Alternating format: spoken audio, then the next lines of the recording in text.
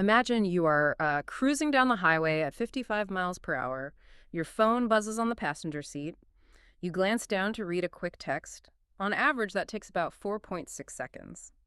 And I mean, in those 4.6 seconds, your vehicle has just traveled the entire length of a football field, completely blind. Yeah, it's a terrifying reality check, honestly. I mean, we treat driving like this completely casual, everyday activity, right? Like making a cup of coffee or, tying our shoes.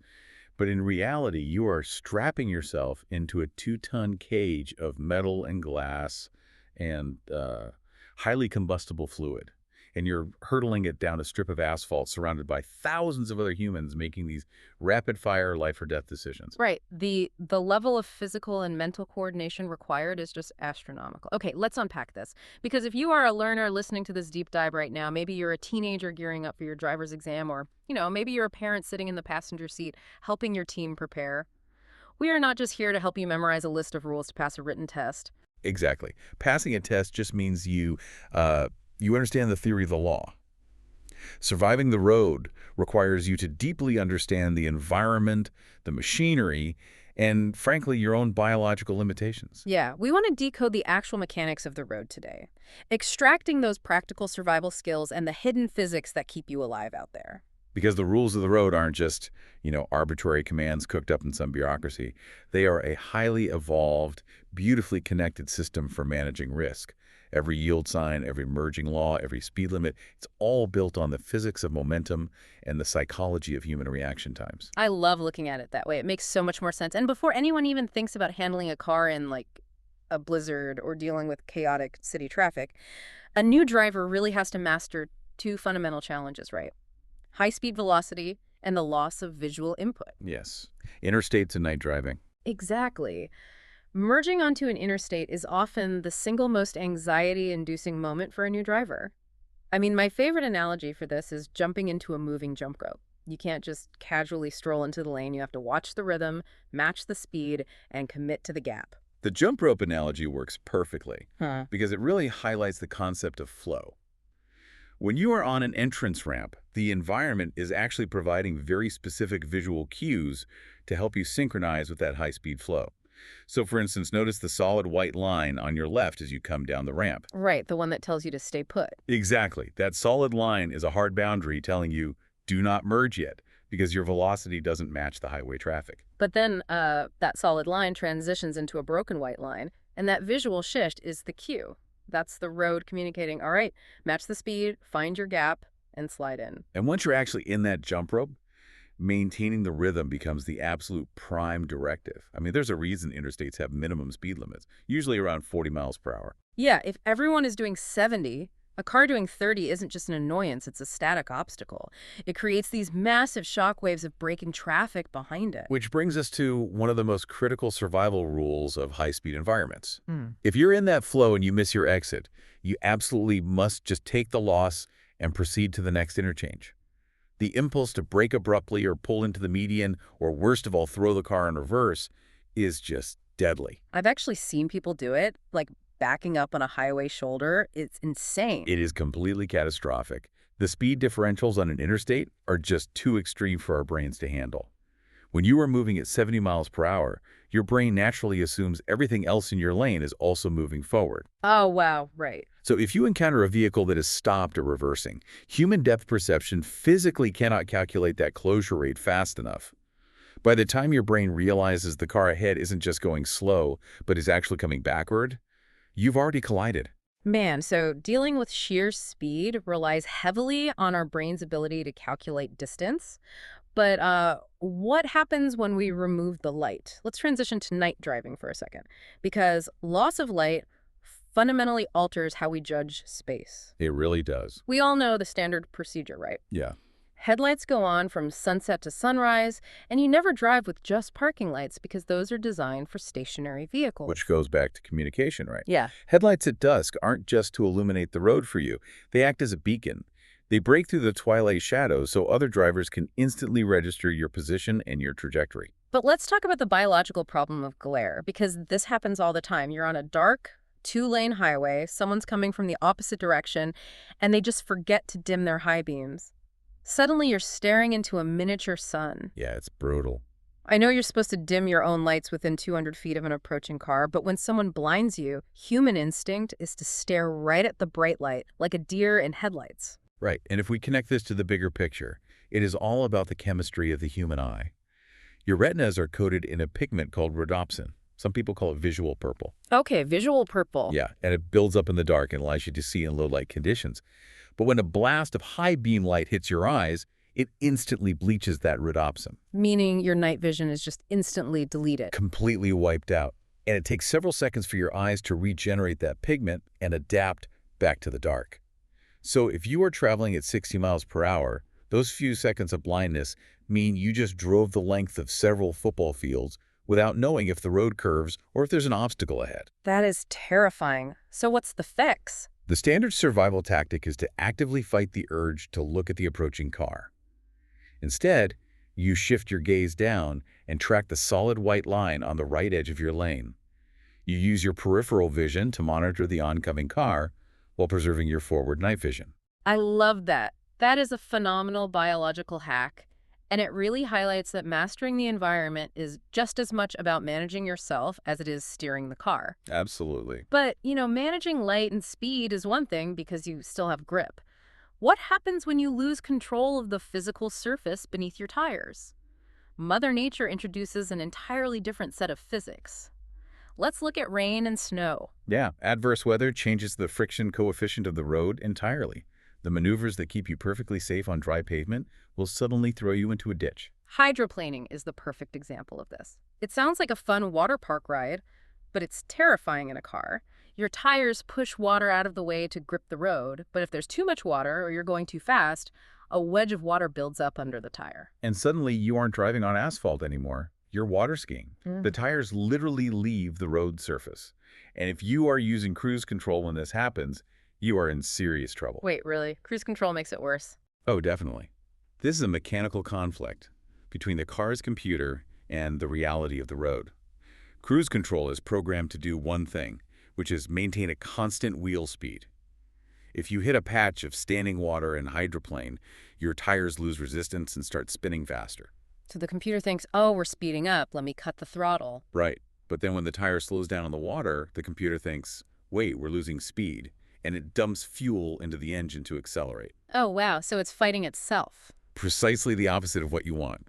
When those rapidly spinning tires finally bite through the water and hit dry pavement again, the sudden blast of traction, combined with the engine accelerating, will violently launch the car forward or just spin it entirely out of control. So in rain or snow, you must have your foot manually hovering over the pedals, feeling the feedback of the road through your own body. You have to be engaged. Here's where it gets really interesting, though. We underestimate water so much. I was looking at the statistics on flooded roadways for this deep dive.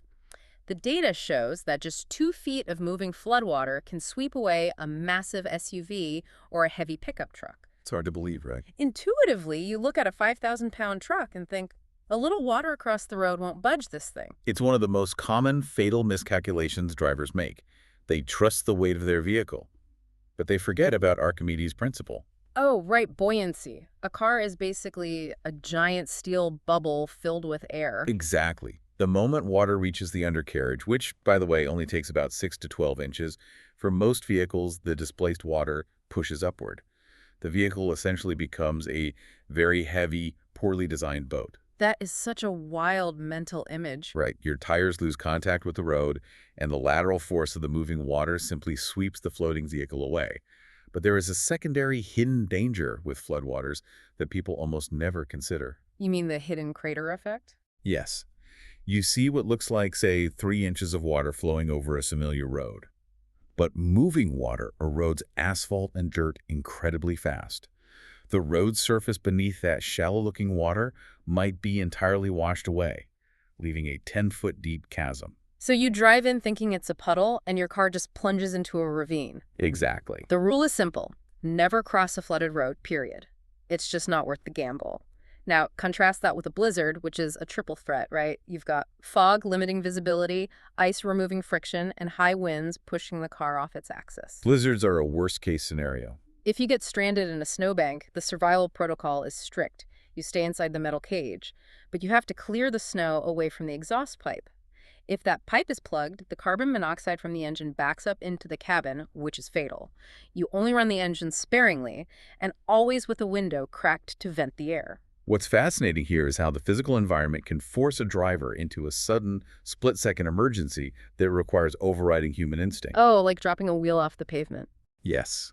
This is a classic scenario for rural roads or construction zones.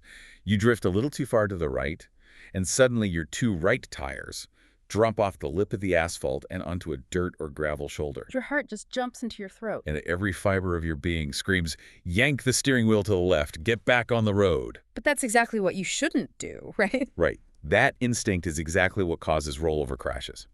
Think about the physics of the tire. The edge of that pavement is a hard raised lip. If you yank the steering wheel hard to the left while traveling at highway speeds, the soft sidewall of your tire scrubs against that hard lip. It essentially catches the edge like a gear tooth. And when it finally bites and climbs back onto the pavement, the wheels are turned sharply to the left. The car violently shoots across the road into oncoming traffic. Or worse, the sudden lateral force causes the vehicle to trip over its own center of gravity and roll. So what's the counterintuitive survival mechanism here? You have to fight panic. Grip the wheel firmly to maintain a straight line, stay straddling the edge, gently let off the gas to bleed off speed, and only when you are going slowly do you gradually steer back onto the pavement. It really takes discipline to fight your own reflexes, which perfectly bridges us to our next major challenge. Because we've talked about the road, the dark, the rain, the snow.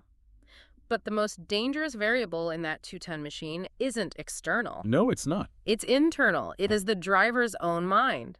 Driving demands uninterrupted cognitive bandwidth. The human element is the ultimate point of failure. Distraction is generally categorized into three types. Visual, where you take your eyes off the road, manual, where you take your hands off the wheel, and cognitive, where your mind is no longer focused on the task of driving. And as we established right at the top of this deep dive, texting is the apex predator of distraction because it requires all three. But I want to push back on a massive misconception here. Let's hear it. People think if they just mount their phone on the dashboard and use a hands-free Bluetooth connection, they have solved the distraction problem. Their hands are on the wheel, their eyes are looking through the windshield, they feel perfectly safe. They feel safe, but biologically, they are significantly impaired. This raises an important question about how our brains process information.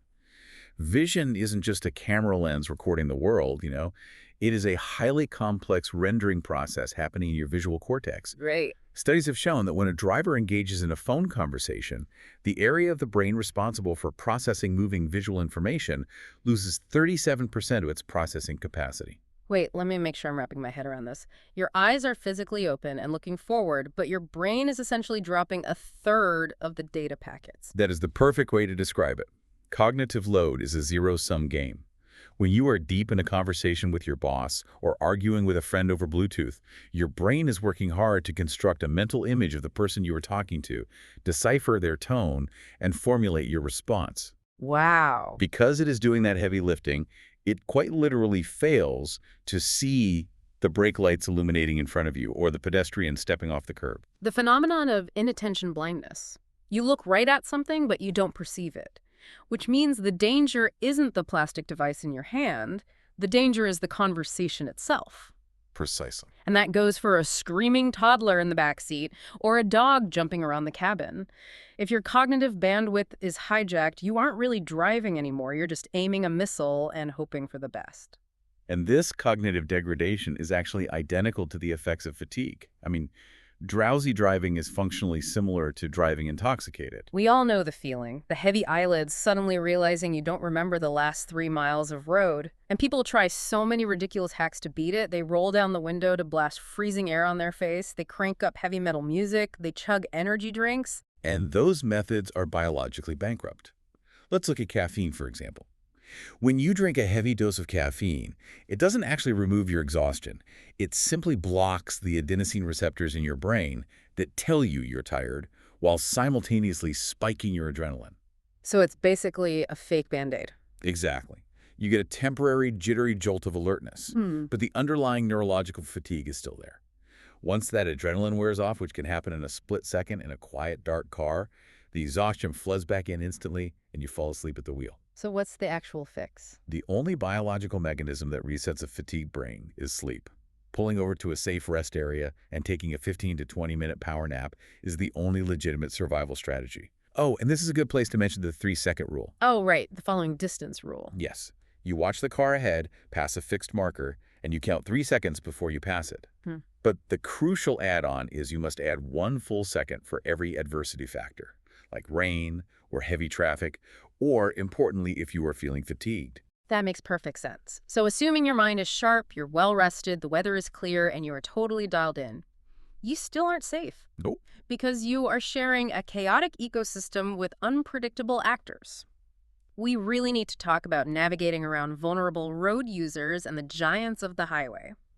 Let's start with motorcycles and bicycles. A lot of car drivers treat them as annoyances, but legally and physically, they have an absolute right to that space. And they are completely exposed, which makes the margin for error 0. When passing a bicycle, state laws generally mandate a minimum of 3 feet of clearance. If you can't provide that space because of oncoming traffic, you don't squeeze by. You reduce your speed and wait. But the psychology behind motorcycle crashes is what really haunts me. A staggering number of motorcycle fatalities happen simply because a car driver turns left directly into the path of an oncoming motorcycle. And the driver always says, "I just didn't see them." How does a human brain fail to see a loud motorcycle with a headlight coming right at them? If we connect this to the bigger picture, it is an optical illusion caused by visual profiles. A car is a large, wide rectangle. When it moves towards you, it rapidly expands in your field of vision, which triggers a primal response in the brain that says, large object approaching fast. Okay. A motorcycle, however, has a very narrow vertical profile. So it doesn't trigger that same looming effect. It doesn't. Because it isn't expanding horizontally in your visual field, the human brain severely misjudges the motorcycle's speed and its distance. You look down the road, you register the motorcycle, but your brain falsely calculates that it is much farther away and moving much slower than it actually is. Wow. So you initiate your left turn and instantly realize the bike is right on top of you. Exactly. You have to actively train yourself to pause an extra second and consciously evaluate the speed of narrow-profile vehicles. Huh. Oh, and never trust a motorcycle's flashing turn signal. They often aren't self-canceling, so the rider might have just left it on by accident. That's a great tip. Okay, flip the script. From the narrowest profiles to the absolute behemoths, semi-trucks, buses, and snowplows. Navigating around these giants requires respecting kinetic energy. Let's talk about the stopping distance of a fully loaded semi-truck. A standard passenger car moving at 55 miles per hour can brake to a halt in about 130 feet. Right. A fully loaded semi-truck doing that same speed requires over 340 feet. That is more than a football field of braking distance. And it all comes down to mass and mechanical lag. A truck weighs 20 to 30 times more than a car, which means it carries massively more momentum. Plus, trucks use air brakes. And air brakes take longer to engage, right? Yes. When the driver hits the pedal, it actually takes a fraction of a second for the compressed air to travel through the lines and engage the brake pads on the rear trailers. Which is exactly why cutting in front of a truck on the highway is practically a death wish. If you merge into their lane closely and then have to slam on your brakes for traffic, that truck driver physically cannot stop in time, even if they react perfectly. The cardinal rule is you never merge in front of a heavy truck until you can see their entire cab, including both headlights, in your rear-view mirror. You also have to respect their visual limitations. Trucks have massive blind spots, known as no zones. These are directly behind the trailer along both sides and right in front of the hood. You cannot see the truck driver's face in their side mirror. They cannot see you. Simple as that. And while we're on the subject of large vehicles we share the road with, we cannot ignore the strict protocols surrounding school buses. This is one of the most rigidly enforced rules in any jurisdiction, and for good reason, children are unpredictable. The system is designed to create an absolute safety perimeter. When you see the amber lights flashing on a school bus, it is a preparatory warning. The bus is decelerating. You must slow down and prepare to stop. But the moment that door opens, the red lights flash, and the stop arm swings out, the entire roadway shuts down. It doesn't matter if you are behind the bus or coming from the opposite direction, you stop. And you do not move until that arm is pulled back in. There's only one mechanical exception to this rule. And that's if you are traveling in the opposite direction on a roadway that is divided by a physical raised median or barrier. Right, so a painted turn lane does not count. No, painted lines don't count. The logic there is that children are not expected to cross a physical highway median, so the opposite flow of traffic can safely proceed. But if there is no physical barrier, the assumption is a child could dart across all lanes of traffic at any moment. Makes total sense. Now, we've covered the physics, the psychology, and the shared ecosystem. But even with perfect defensive driving, the reality of physics means crashes still happen. And if the worst occurs, the protocol is purely about preventing further tragedy. If you are involved in a collision, you stop immediately. You check for injuries. But incredibly importantly, if the vehicles are drivable and there are no severe injuries, you need to get them out of the flow of traffic. Getting to the shoulder is paramount. A minor fender bender in a high-speed lane frequently turns into a fatal multi-car pileup because approaching drivers are distracted or speeding. Use your hazard lights, set up flares if you have them, and prioritize the physical safety of the humans over the geometry of the crash scene. And what's the rule for paperwork if it's just property damage? If the damage exceeds $1,500, or if it involves injury or death, and law enforcement doesn't investigate at the scene, you have 10 days to submit NDOT Form 41. It's a strict deadline. Good to know. So, what does this all mean? We have navigated the terrifying jump rope of the interstate, unpacked the biology of night blindness, exposed the hidden buoyancy of floodwaters, and learned why our brains literally delete visual data when we're on a hands-free phone call. If you are a learner or a parent coaching one, I hope you see that getting behind the wheel isn't just about memorizing signs. It is about understanding the delicate, unforgiving mechanics of reality. And, I think it leaves us with a fascinating paradox to consider about the future of driving. We're engineering cars with more and more technology, lane keeping assists, adaptive cruise control, massive touchscreens, seamless Bluetooth integration. All of this is marketed as making driving, effortless. Yeah, totally. Yet, as we've explored today, this same technology can actively betray us. Cruise control accelerates us into a hydroplane.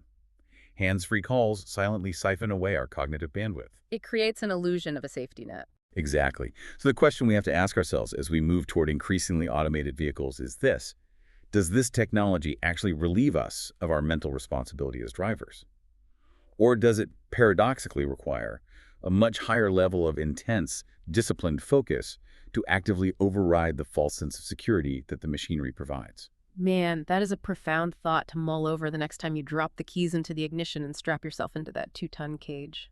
Thank you so much for joining us on this deep dive into the survival mechanics of the road. Keep your eyes sharp, respect the physics, and stay safe out there.